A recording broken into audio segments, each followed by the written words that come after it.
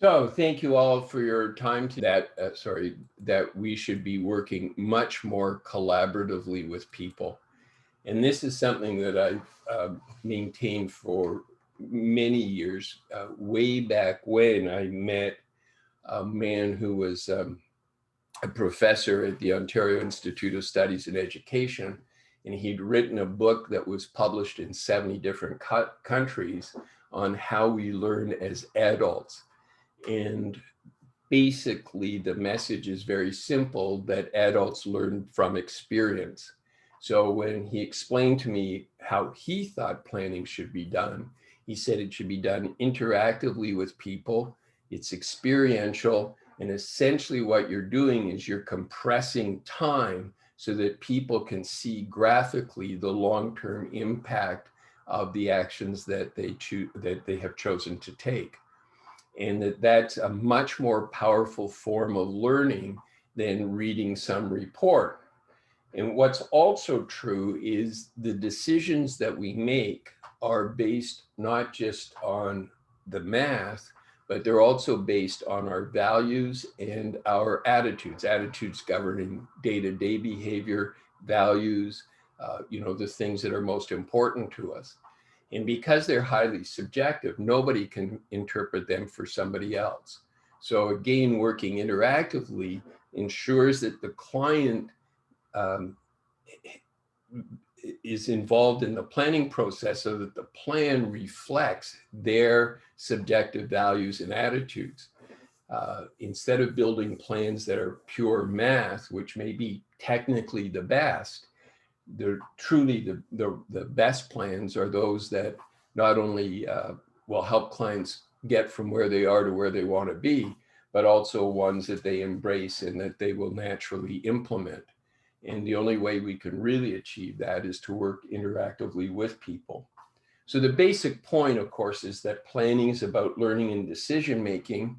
And since the dawn of time, as we've spoken about many times, the traditional medium has been the written report. And I would contend that's simply because if you look back 30 years, at the time that planning really started to get going, plans were being built using spreadsheets, tax software, and so on. So plans were being patched together with a variety of tools. So we had to put everything into, a nice presentable report, sit down with the client, go through the report. That had to be the learning medium. Well, obviously, computer technology has advanced hugely over the last 30 years. So there are now other media that we can use, whether they're PowerPoint presentations or this real-time approach where we're working, interactively with people. The downside, I believe, of writing a report is that they're long, typically, and in a sense, they need to be long because written reports are proof statements for our recommendations. In other words, we can't just go to a client, say, I've looked over all of your affairs, figured everything out. Here you go. Here's one piece of paper and it's got 10 to-dos on it. Do these things and life will turn out. That's just not going to sit very well with clients. They want to see some more meat on the bones. Give me the background, prove to me why, these things should be done. So proof statements, written reports, they're appropriate when we're creating plans for clients. But what we want to talk about, of course, is working in real time to create plans with clients. And then reports can be very simple summaries of what clients have already learned. So I want to take you through this today. It's all pretty straightforward. If you spend a little time, you should, see things. So right now we're on the home page, and I just want you to notice that we're in the reports and real-time solution, but we have the ability to click the copy button and create new solutions. So we can do exactly what we normally do, create new solutions, see how things work. Obviously, we have the net worth, income, assets, net cash flow graphs, and then also the two estate graphs, pie charts, I should say.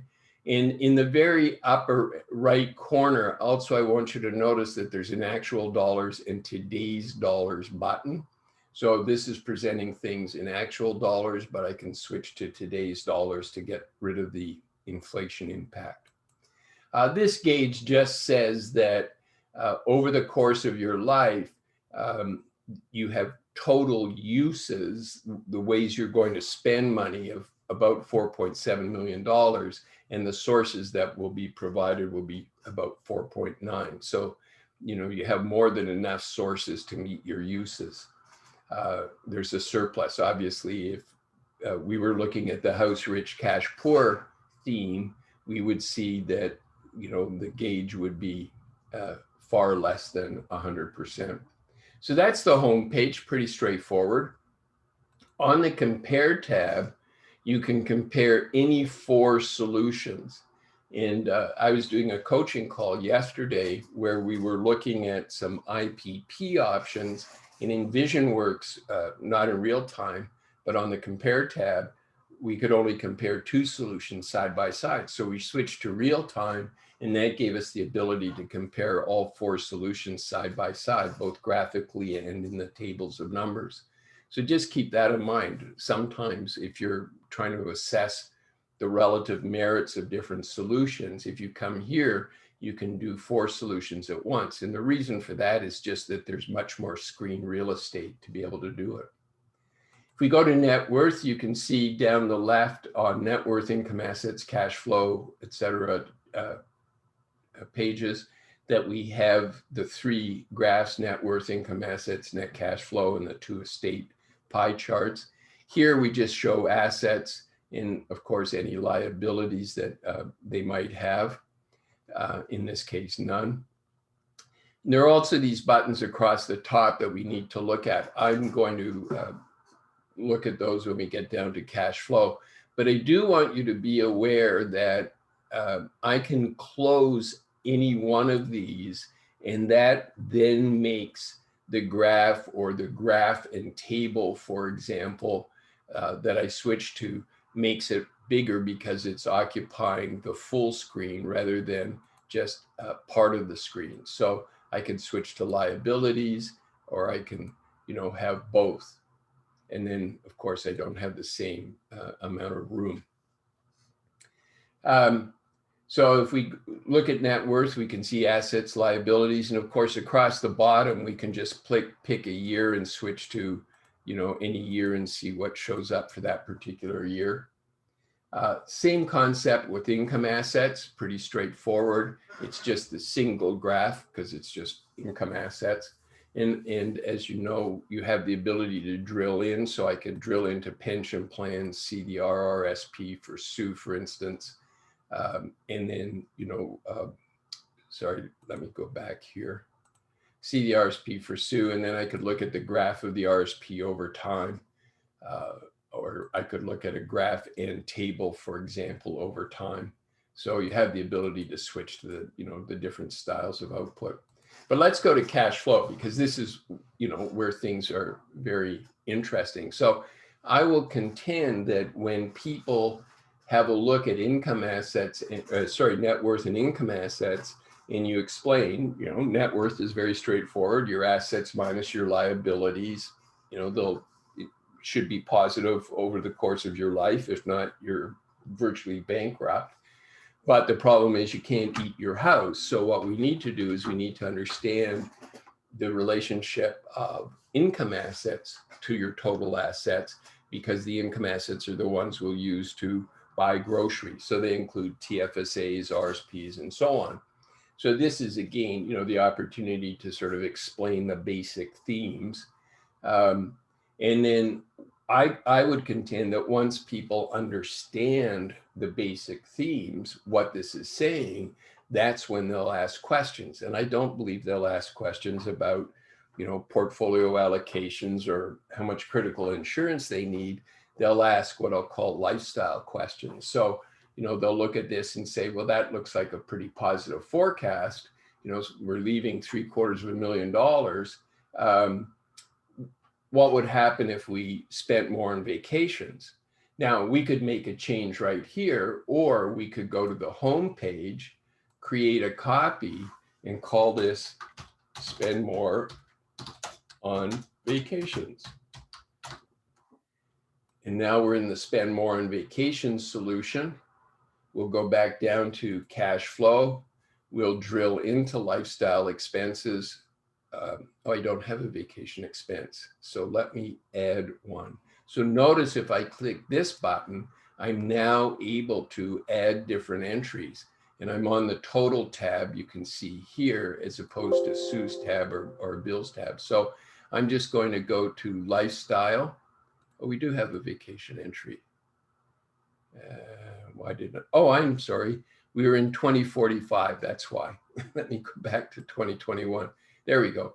So looking at the current year, there's a vacation entry. So now I can drill into it, open it up, make a change in how much we spend. So we'll crank it right up to $20,000. Click save. And then when I close that, the output will update. And then I get to roll my mouse over the new income assets forecast, and we can see, out at life expectancy, instead of 788,000, it'll be 528. So spending an extra $10,000 a year for all of those years will definitely have an impact, but we still have lots of income assets. So those are the sorts of things that I think clients will really ask about. And again, as we've discussed, let's do this incrementally. Okay, that looks like a keeper. What if we did, and then they'll suggest something else. So I would go back to the home page, create a new solution, and then go in and model whatever they're thinking of doing. So again, the pie chart just shows the chart. This is obviously the back button, so let's back up. This is then just a table, and it's a table for any particular year, so I can switch to different years. We have the pie graph end table, so we can have a look at that over different years. This is just an over time button, so this is home expenses over time, for example. And then you've got the tree view, so when you go to the tree view, you can open it up and add different entries and so on. And again, if I went to Sue's tab and click the tree view, I would be opening up Sue's tab and the different entries for her. So again, if I close that and I switch to Bill and the tree view, you can see the cottage, as I've always had it, is on Bill's tab. We do that to illustrate, the estate planning issues in second marriages. So again, you have to select the parties tab, and then you're opening the tree view for that particular party. So again, we'll close it and we'll go back and click the total, and then this would be the tree view for them as a couple. And then we can use the back button to back all the way out to, whatever we want to look at in particular. So now we have both sources and uses. So just keep in mind the ability to close or the ability to reopen. As far as tactics are concerned, again, they depend on the party. So these are the tactics that are available on the total tab. But if we go to Bill's tab, that's where we add other tactics that include things like, where's excess cash going to go? Where are the withdrawals going to come from? Obviously, maximizing taxes and so on. And then the same concept, if we go down to estate, then we have the ability to look at the estate output for Bill or Sue. So now we're on Bill's tab. We're looking at the estate output for him. We can switch to Sue's tab, look at the estate output for her. And if we want to go in and make certain changes, then just keep in mind we have the ability to compare the estate output for any two solutions. So again, this is spend more on vacations. And if we compared that to demo, for instance, there's probably not a big difference. But if I compare that to one where I have Bill Jr. getting the cottage, then we can see what the difference might be. I guess I'm on Sue's tab, so we'll go to Bill's tab, and then we can see what the difference is. If the cottage goes to Bill Jr., then the government gets a whole lot of money. Sue doesn't get as much. If the cottage goes to Sue, the government doesn't get much, and Sue gets everything. So again, the ability to work in real time, I think you'll find that it's a much more satisfying approach for clients. I was doing a coaching call yesterday, and our client has always done written reports and was very adamant that that was the approach she wanted to take. And then what we did, or what she did the day before, was she actually did an interactive session with the client. The client was delighted and actually referred her to somebody else just because they were, engaged in the planning process. So if we use this as the medium for learning and decision making, I believe that clients will embrace it much more. It's their plan. They have a sense that they're creating it for themselves. They ensure that the plan reflects their values and their financial attitudes, those subjective things that are, behind the scenes when we make decisions. And then what it also means is, if we go back to VisionWorks in the report section, reports can then be simple summaries of what the client has already learned. So in this case, rather than producing a formal report, if you will, what we can do is we can produce content in what we call worksheet mode. So if I switch to, I'm just going to clear some of these things off, and I'll just select the financial starting point, the current net worth statement. So if I switch to or open report options, rather than a summary report with table of contents, headers, footers, page numbers, text, et cetera, I can switch to worksheet mode. And then in worksheet mode, I just produce the raw content without the table, the headers, footers, and everything else.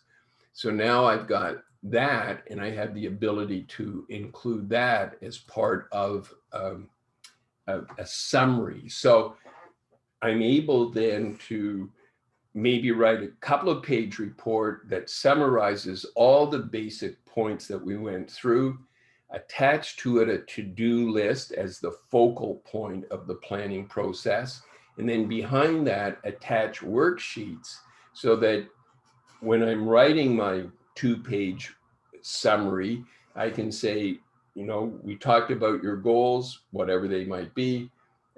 We also established your financial starting point.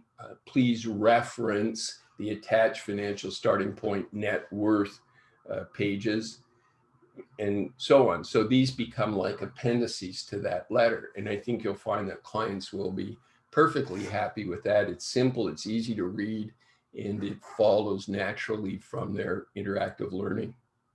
So those are the things that I wanted to cover today. I know it's a fair amount of material, but let's throw things open to questions.